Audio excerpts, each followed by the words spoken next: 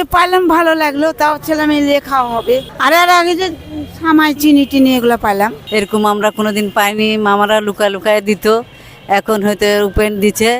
শ্যামাই চিনি পেয়েছি, আমরা সব কিছু পেয়েছি। এখন আল্লাহ আমাদেরকে যে খুশি রাখে, আমরা আরও চাই যে মামারা আরও আমাদেরকে বড়োভাবে চোখে দেখে, আনন্দ পাই আমরা। পবিত্র ঈদুল আজহার শুভেচ্ছা। ঈদ মানে আনন্দ, ঈদ মানে খুশি।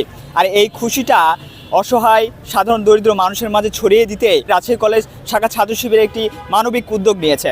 আমরা দেখতে পাচ্ছি রাজশাহী কলেজে যে প্রায় 150 জন কর্মচারীর মাঝে এই যে কুরবানি ঈদ উপলক্ষে তাদের মাঝে এই যে কুরবানির যে মাংস সেটা বিতরণ করা হয়েছে।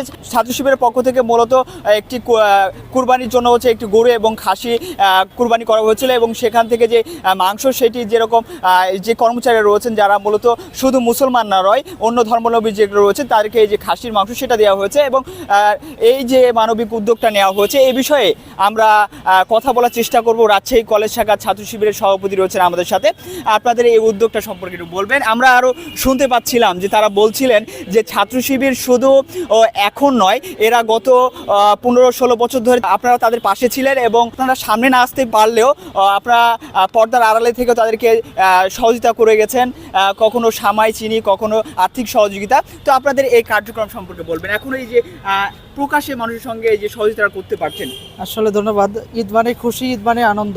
আসলে এই কথাটার আজকে বাস্তবিক প্রমাণ পাচ্ছি বা আনন্দিত হচ্ছি, আনন্দ লাগছে ভিতরে।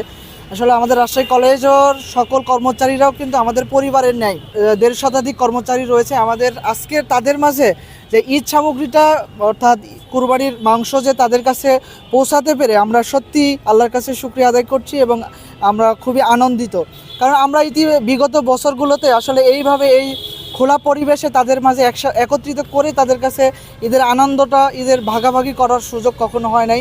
5 আগস্টের পরবর্তী সময়গুলোতে আজকে যেমন একসঙ্গে মিলিত হয়ে আমরা আমাদের কার্যক্রমগুলো অর্থাৎ তাদের সাথে ঈদের আনন্দটা ভাগাভাগি করার জন্য অসহায় দরিদ্র যে কর্মচারীগুলো যারা কুরবানি একেবারেই দিতে পারে নাই, তাদের কাছে আমরা মাংসগুলো পৌঁছে দিয়েছি।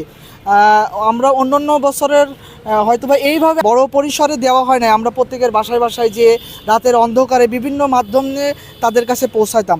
আসলে আমরা খুবই আনন্দিত আজকের এই 5 আগস্টের পরবর্তী সময় সকল কর্মচারী বিন্দুদের কাছে ঈদের আনন্দ ভাগাভাগি করার জন্যে।